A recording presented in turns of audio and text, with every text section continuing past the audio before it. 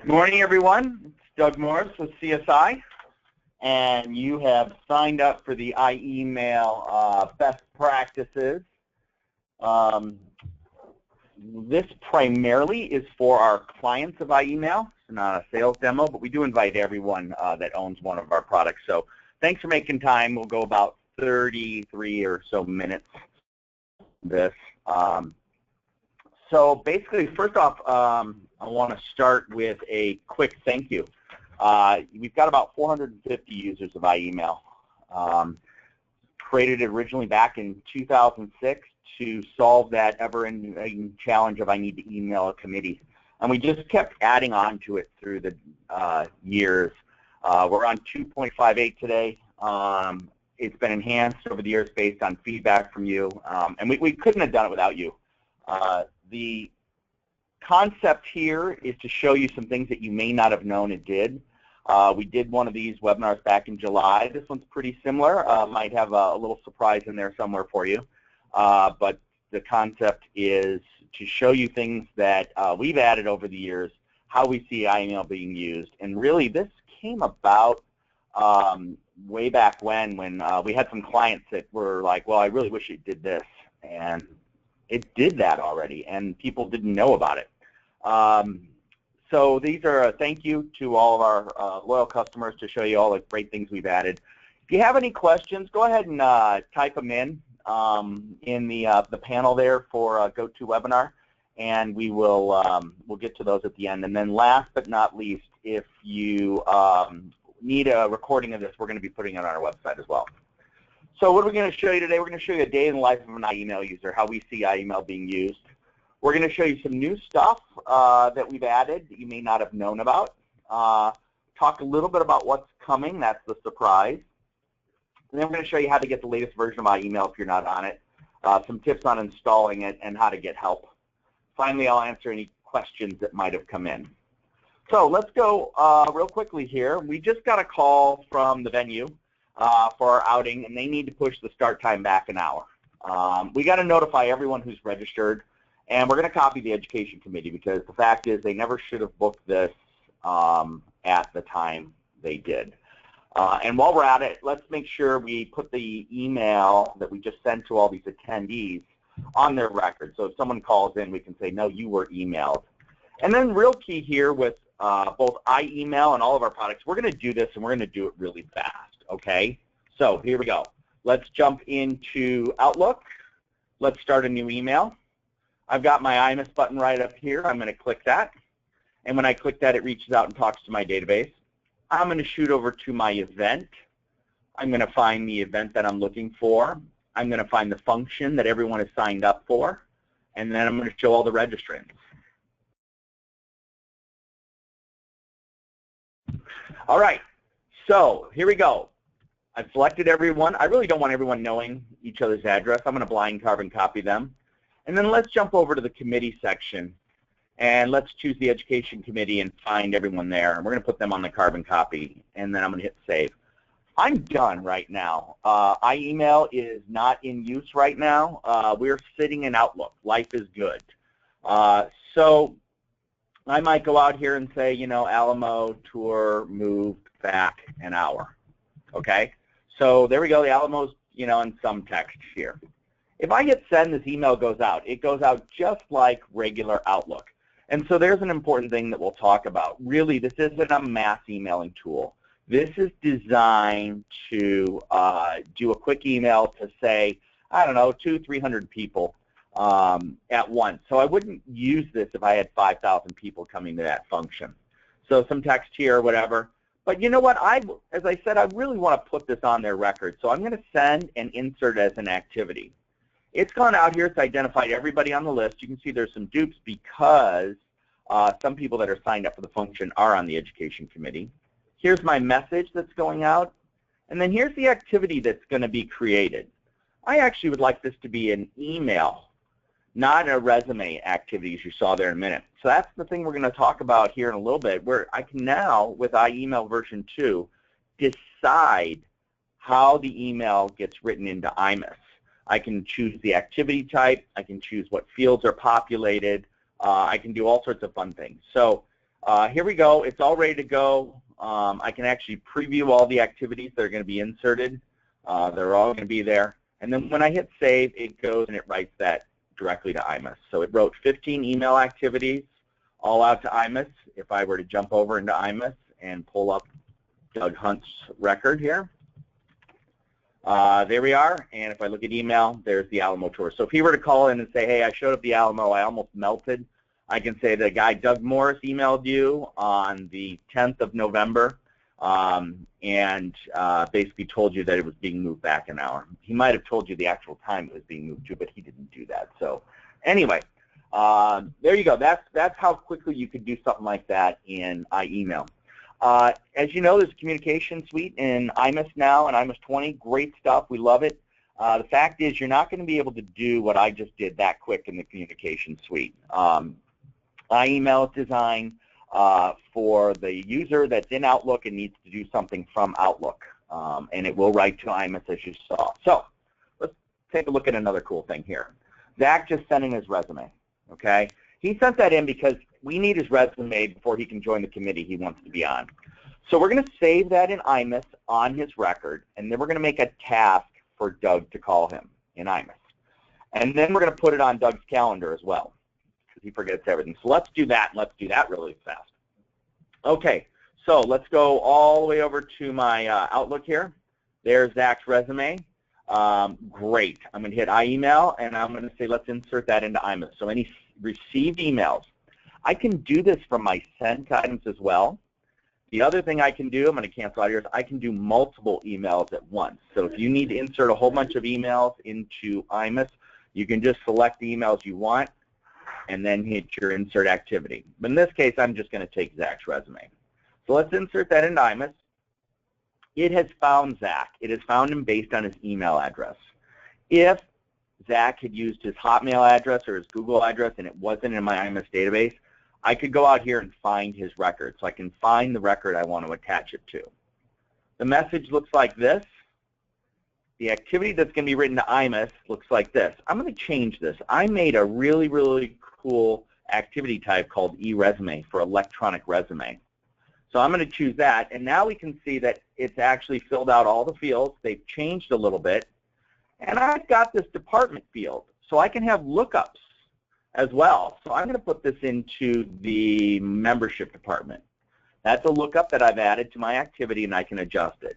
And I'll be honest with you, I really don't like that subject line. I can now, with the newest version of my email, change these fields. The only thing I can't do is change the name of the attachment, although there's an enhancement request in for that. So I've gone out there. I'm going to make an eResume activity. I've adjusted the subject line. I'm leaving the text alone, but I could add stuff to it if I wanted to. It's identified who's inserting it. That's me. And I'm in the membership. I'm assigning it to the membership department. I hit save. It's been inserted into IMUS. If we jump over to IMUS and we pull up Zach's record, notice there's no email activity because that was a resume activity, and I've made a tab for that. I can open up that activity. There's the membership department that I added. Notice it's changed the subject line. And then here's my attachment. That's his resume that's actually in IMUS now. So that's cool. That's easy. That's good, right? Okay, so what else did I say I wanted to do? I said that I wanted to put a task in Doug Morris's Outlook. So I'm going to sit here and I'm going to tell Doug, you better make a call to Zach. So I go over here, I go call, I put a date on it, call him tomorrow, and call regarding resume and committee nomination. I got an extra T in there. Who are you assigning to? Doug Morris. This is who's logged into. And I keep doing this in all my demos. The data for the task is today, but I want him to follow up tomorrow. There we go. So I've made a note, no follow-up. I hit save. I've made a task. It's in IMUS. Let's go over also and add an appointment in here as well. So we're going to add an appointment for Doug because he'll forget even if I put a task. So we'll do an appointment. Call Zach. You know, when you put something down here regarding resume. Hit to Doug Morris. Let's go and make this at 11:30 a.m. It's not going to take long. It's going to be about 15 minutes.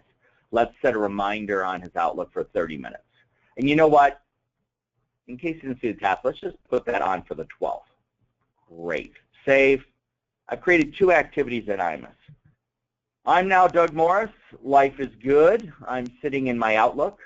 I wonder if anybody's created any tasks for me. Not today. Good. What about in the next 7 days? Ah, there we go. I actually have to call Zach. Fine. I'll remember that. So I import that task. I can now see that task out here. It's sitting out here to call Zach. It's got his phone number and his email address. And the other cool thing is I can go out here and say, let's import any appointments people have made for me. Next 7 days, there we go. I've got an appointment coming in. Import that. Boom. There we go. Now, if I look on my calendar, there it is. So if I forget to do that task, I've actually got it right on my calendar in Outlook. So some cool things. People that use tasks and calendar in iEmail are not the majority of people, but those that do use it can't live without it. So very powerful thing, and we notice how fast I did all of that. Okay? So what are you looking at here? You're looking at some cool things, and one of them is a complete rewrite of iEmail.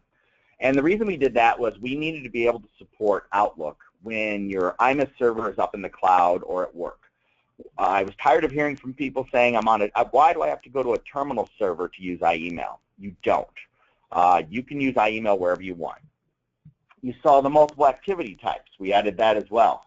And the ability to support lookup tables. And let's talk about each of these real quick. First off, iEmail is now actually 3 components. All right? So the first is the web service. That goes on your IMUS server, your application server. The next one is a IQA web service so that you can get it to all your IQAs. I didn't show you IQAs in there. IQAs are fully supported with prompts and everything. And, of course, you got to have the Outlook client. It's got to go into Outlook. So what's this look like? Watch my creative stuff here. There's your IMUS server sitting up there in the cloud. And there are you sitting on a lawn using iEmail. So actually you're using Outlook on your laptop. It doesn't matter where in the world you are. If you set this up correctly, you can get to your IMUS database from anywhere in the world. Multiple activity support. You saw this, right? I clicked on that button, and I changed the activity type. In this case, it was Zach's resume, and I turned it over to an electronic resume activity type. This had been requested a lot. I think it came out in one of the last versions of iEmail version 1. It's in version 2 now. You can do all sorts of fun things in terms of different activities when inserting. And the fields actually change. You get to define how they're set up. You also saw me create a lookup table on one of the fields. People said, I need to define the email further. So you can create a lookup table on both category and any of the user-defined fields down here. And I'm going to show you how both are done, because they're done 2 different ways.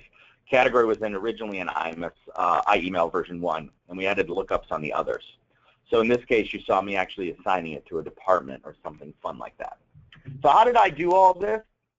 Well, first off, if you want to have multiple activity types, you're going to need to set up that activity type in IMUS first. So you go out there, you go to customers, you go to setup module, you go to activity type, and you make a new activity. Probably best if you copy, say, the email activity, and you're going to set it up similar. In this case, I made a history tab that allowed me to actually have that tab for the welcome email, and I'm allowing a user to edit. I don't have to have that, but if I do turn that on, that's where I'm allowed to actually change the email in iEmail before it writes to IMUS. So if you do not have this on, you're not going to be able to edit that subject line like you saw me do. Now you need a lookup table if you want to do the cool department lookup table that I did. And so in that case, you actually take the activity type and then a / field title. So in this case, it's not UF_3, it's the word department. So I created something that looked just like this. iEmail welcome, that was my activity type, and I did a / department, and then I added all the items that could be chosen from there. Then I went in and I told iEmail, hey, I want you to know about a new activity type. And that new activity type is going to be email welcome. So on the left side here, I had email welcome. I chose it to appear over here, and now that is an available activity type that can be used by iEmail. I also could then go over this tab and set up the actual field mapping. Don't have that on here. Then you want to recycle the application pool. That sounds yucky and scary, but it's really easy. Just go to Options, Web System Setup, and hit Recycle Application. You do need to be a level 8 in order to do that, but you're going to need to be a level 8 in order to set all this stuff up anyway. So you got to have that in there. You recycle the application. It's ready to go. It'll automatically appear on everyone's iEmail without you doing anything. So very, very powerful. Let's look at some other cool things that are in the system setup. The first important thing to know is system setup can be obtained by going to Options, System Setup when you're in the Insert Activity screen, or on the address book, Options, System Setup. All right, you can get to it 2 different ways there. Once you've done that, we've got all these cool little features in here. Remember, this is not a demo. In a demo, you never show behind-the-scenes stuff. It's all magical, right? Well, no, this is for our customers. We want you to know what's in there. First and foremost, you can actually go and turn off any of the tabs that you see in iEmail. So if you've transitioned to using IQAs and you no longer use ad hoc search, or you don't want your staff using ad hoc search, you can actually go out there and you can say, I'm going to turn off this ad hoc tab. And you do that right here in the PowerPoint. You just uncheck Enable Ad Hoc. But I'll bet you have one user, it could be you, it could be your executive director, who still uses ad hocs. And he or she wants them back on, even if you're trying to get everyone over to IQA. So you can enable the ad hoc for specific users. In that case, I would go out here and grant the iEmail ad hoc keyword on each of the user's records that needed the ad hoc tab. So they would have ad hoc, but no one else would. I can do the same thing with committees, events, views, IQAs, and even the admin. I can turn that off as well. So I'm sorry, the admin is actually put out there so that if you're not a level 8, you can get into admin. So you can grant admin to someone who isn't an admin in IMIS. So that's what that's out there for. So this is in the manual to how to add access keywords. Very powerful as you start to fine-tune iEmail to turn off those tabs for your users. You can control what committees show in iEmail. By clicking on the committee selection button down here, you get a choice of what committees are going to actually appear in iEmail. So that is really kind of powerful. If you want to hide the board, you don't want your staff emailing the board to tell them how bad you're doing at your job. Very powerful. You can use custom views. This was put in way back when, primarily before IQA. I would recommend you try and use IQA for these instead, but you can make a view out there. The view does need to have one important field in that, and that's email. So for those of you that aren't familiar with a view, it's something that can be created for you with someone who knows SQL. And maybe your list of members are very complex. They have to be paid for their dues. They have to live in the state of Washington. They must have gone to at least one event this year. You can do all that in a view. And you can do most of that in an IQA as well, but sometimes people need a very specific selection, so you can do that. We talked about iEmail not being a mass emailing tool. You should limit the number of email addresses that iEmail can drop into Outlook. As I said, once you've dropped those email addresses into Outlook, iEmail is done. It has nothing else to do unless you hit send and insert.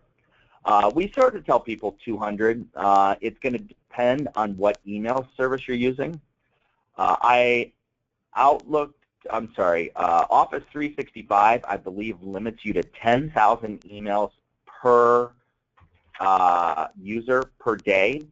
So if I'm a regular user, I can't send more than 10,000 emails using Office 365. I don't know what Google does, and it would also depend on what your Exchange server was set up for. Remember, iEmail Desktop, which is the product I'm showing for you, can connect to a multitude of mail services.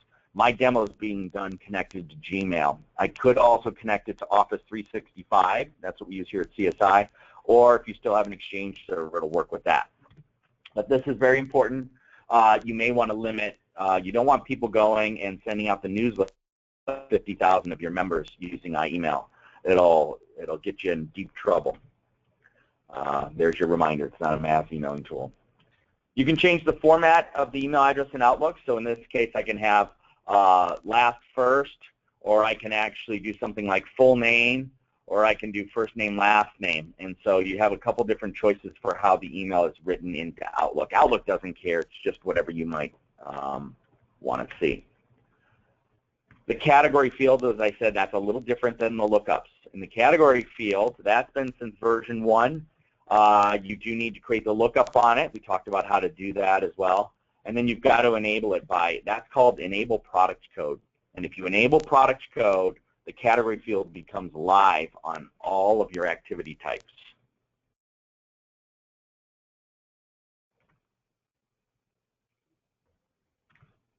And there's my lookup table, right? It's welcome/category, right? And then I enable product code, and then this lookup's going to work. Slightly different. This is super powerful. IQA can be such a bear to navigate through to find a query you're looking for. You can set a route path, and if you did that, so in this case I've done it to my events, and when I use my IQA now, it just goes right to all my event queries. So you can do whatever you want. This sets a route path. It'll make it a lot easier for as you transition to IQA.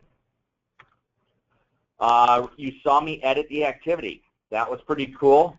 That's brand new as well. Thanks to whoever might have suggested that. I changed the subject line to say Zach's resume and took out the forward. So you can edit the activity, the text, anything you want to change before it gets written in IMUS. As I said, when you set up that activity in IMUS, it has to allow user edit. So the other thing we added, support for Outlook 2013 and 16. 64-bit versions were not supported originally in version 1. IMUS 20 is now supported. You do not need IMUS installed on your local workstation. So if you're using IMUS 20 and you love the staff site and it's on your laptop and you don't even want IMUS on there, you do IMUS via browser now, but you still use Outlook, that's totally cool. You do not need to have IMUS on your wherever you're putting iEmail. You do need to have Outlook, but other than that, that's all you got to have. So catch your breath. Let's talk about this, what we're working on. iEmail Cloud. iEmail Cloud is only for IMUS 20.2 and higher. It's not out yet, by the way, but I'll show it to you real quick. I'm showing it to you on a very small resolution here so that it looks nice and clean for you. And I'm going to hope that I don't have any bad emails when I go in here. So I'm going to go into Office 365. I love this, by the way, Office 365, when you go in, it's got my name on it. It doesn't have yours, it has mine. All right, so that's pretty cool. You know, Douglas is coming back. If any of you are thinking about having a kid or possibly pregnant, it is a really cool name. Everyone's going to it now. It's probably the most popular name I know of. I highly suggest you consider naming your kid Doug. All right, and everybody in the room here is shaking their head. I don't know why. All right, let's jump into my email. Not a good thing to do in the middle of a demo that's being recorded, but I'm brave. So here we go. I'm going to start up an email. I'm in here now. Let's do a new email. And we're going to go out here, and I've got my to button, right? I go to add-ins, and there's iEmail. I click on iEmail. It's going to go ahead and automatically log into my IMUS. There is really no software to install with iEmail Cloud. There is an application you add, and that's about it. And I can now search my IMUS database. Here's everyone starts with Morris. So I'm going to send Dan an email. And I can go up here and say, let's go ahead and pull in a committee. And let's pull in my awards committee. And we're going to carbon copy all of those people. And I can do that as well. So work on your phone, too. So there you go. There it is. It's all in there. I can go ahead and add my subject. And I can do anything I might want to. Just like before, I can also select an email and have that inserted into IMUS as well. We are expecting this to be out in 2016. We are getting ready to start looking for beta testers. I will tell you in a minute who to email if you're interested in playing in that game. Right now, because we partner with ASI on the sales for this, excuse me, pricing and everything is still being negotiated. I would hope that if you're a current user of iEmail, that there'd be little or no fee to transition to this. There is a hosting component involved. There's a server in the cloud that needs to do all the talking to your database and to Microsoft. So there's an added expense for us. We're working through all that, just so you know. But if you saw something you liked today and you don't have it in your current version of iEmail, I'm going to tell you what to do. First, figure out what version you're running. So I'm moving off cloud now, talking about regular iEmail, which works with IMS 10.6 and higher. We'll call it iEmail Desktop today. So help about iEmail, you can see your versions there. There are two versions that you will see. One is the version of your client, and the other is the server side that was installed. Here's the rule. The major and minor versions of the client and server have to be the same. So if your server is 2.3 point whatever, you can be on any 2.3 client. If, however, you saw something you want today and it's only in 2.5, you're going to need to upgrade your server to 2.5, and then you're going to need to upgrade all of your clients to 2.5. This is designed because we change the client a lot more than we change the server. In fact, we try not to change the server. You can see we're on our 8th revision of iEmail since we went to 2.5. So this will change. If I decided to put 2.5.8 on my workstation, I don't need to put it on everyone else's workstation. They could all stay on 2.5.0. So it makes it a little easier to roll out. However, once I change the server version, I do need to get all my clients updated. Hopefully that made sense. If not, fire away a question. We'll answer those in a minute. So if you want to see what version's available, you download and get the current version from ASI. So imus.com, go right out here to their webpage and enter your credentials. If you don't have it, just hit request and they'll send you one, right? So you can go out here and you can say request access and they'll send you access. Once you get in, you click on releases. Once you click on releases, you're going to go to third-party products. From there, you're going to go to iEmail and you're going to see our latest release. We do give you the release notes here, so if you're like, what have they added now in 2.58? You can look at the release notes. Maybe you don't care. Maybe it's something that does not bother you at all about the current version of iEmail. You can also get the previous archive releases. That's important. If your server's on 2.3, you can't go any higher than 2.3.10, so you're going to go here and get that. Don't download 2.58 unless you're planning on updating your server. Updating the server does require some IT support, okay? Very important. There are two documents that are in that download, a README, okay, and I've got a little note there, don't read this, it's out of date. I think we've fixed that now in the current release. Sorry, Jenny, let's make sure we fix that slide. And iEmail version 2 user guide. The user guide contains two things, installation instructions, and then the most important thing, incredible troubleshooting steps. We've taken all of the issues that people have had over the years and we have put them into these troubleshooting steps. They are in that manual. It is awesome. We've spent a lot of time on it. Please go through those before you call us. When you install the client, that's pretty easy. We've made that into a simple exe. Before, you had to figure out what version of Outlook you were on, 32-bit or 64-bit. Not only is that a little bit complicated to do, but people always got it wrong. It was our #1 source of support. So click on iEmail Client Setup. It is going to tell you what version of iEmail it's installing. It's never wrong. The first time we put this in, a client fired it up. It said, you have the 32-bit version of Outlook, and he said, that can't be right, and he overwrote it and went to 64-bit. And then he called in and said, my iEmail doesn't work. So it will tell you, just accept what it says. It'll take care of the entire client setup. You have to make sure Outlook's closed. If you're not sure, reboot. If you're on the old iEmail, you're going to need a new license key to get to version 2. We changed our licensing. You're going to email ASI to get that. It's asiorders@advsol.com, and they will send you the key. If you get stuck, that's when you come to us. But not until you read through all those troubleshooting steps. And then what you're going to do is you're going to email us at support@csiinc.com. And you're not going to say, my email doesn't work, please help. You're going to include as much information as physically possible. Screenshots, versions that you're on, would like to know iEmail, IMIS, Windows, SQL, Workstation, and the exact steps of how you got to where you are. The more information you can give us, the faster we can reply to your email.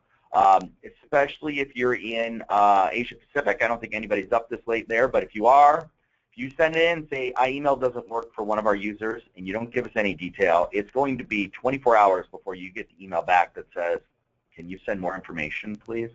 So please, send us everything you can. We try to get to you within 2 business days. Right now, it's closer to 1. Who knows? Maybe you'll all download this and things will go crazy, but really we'll be getting back to you within about a business day, and that's a business day as far as we're in the Chicago area, and so we're on the Central Time Zone. So if you submit this, if you're in California, you submit it at 5 p.m., we're going to get that tomorrow morning. Real quick, you got an idea for an enhancement, email support@csiinc.com. We look at enhancements about once a month. We look at how many people have requested it. We look at the level of effort, and then we look at, does it make sense? Are we having more events? You're darn right. Our webinars page will tell you about the events we're having. You want to see our other events? They're all out there under previous webinars. So if you want to see Meeting Close or any of the other fun ones, they're out there as well. If you want to see a full demo of iEmail, that's actually on our iEmail page. So it's not the webinar, it's the full demo. And of course, the webinars is there. So let's look at any questions we might have had out there. I think we had a couple.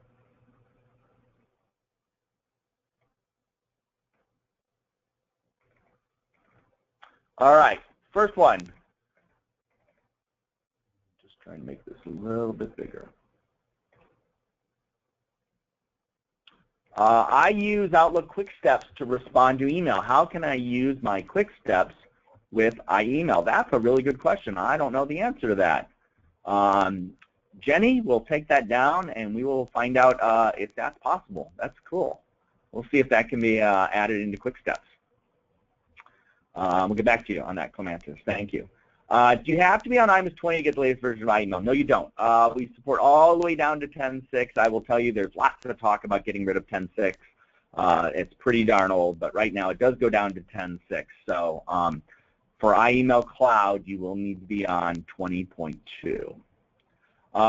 Can you auto-create the task and appointment without the user initiating the import step? No, unfortunately, because that's back in Outlook, and the only way to actually get it to happen is the user has to do that. So I'm sorry about that. iEmail for Mac users. Well, I have bad news. That's a Microsoft issue. Microsoft has made Outlook not support any add-ins for Outlook for Mac. So we have no way around that. Our solution will be the iEmail Cloud, which is going to solve your issues. You can then go on the cloud. The apps automatically appear in Outlook when you use iEmail Cloud under the apps button. I don't know if that will work for Mac. We'll have to find out. But that's a Microsoft issue. We couldn't find a way around that. Will we receive a copy of this recording? We've used iEmail, but this was wonderful and fun. Yay! Thanks, Amanda. Same name as my daughter. Another cool name to name your kids, by the way. Yes, csiinc.com/webinars. We're going to put a recording of this up. Jenny's going to be doing that very shortly. And I don't see any other questions. So I did pretty good. Yeah, 33 minutes from when I started. So I want to thank you all for giving up some of your morning or afternoon if you're in the UK. My email address is here. If you saw iEmail Cloud, you think that's kind of cool, you can email me and say I'd like to be a beta. Oh,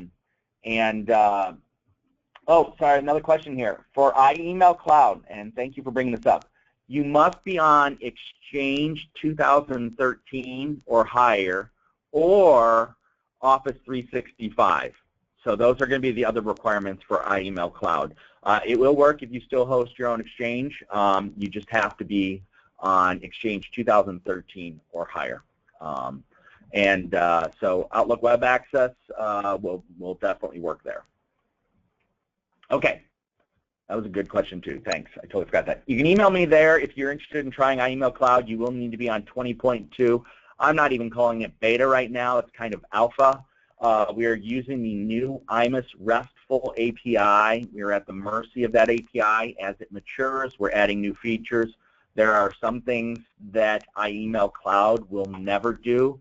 It will never use ad hocs because those just aren't supported in the staff view. The views will probably go away. It will write the emails to both the interactions and the activity. So that's a little different as well. So if you're on IMUS 20.2 or 20.1, you're seeing that emails are appearing as interactions now, and that's where it's going to write as well. So it's going to be a slightly different flavor, if you will, of iEmail.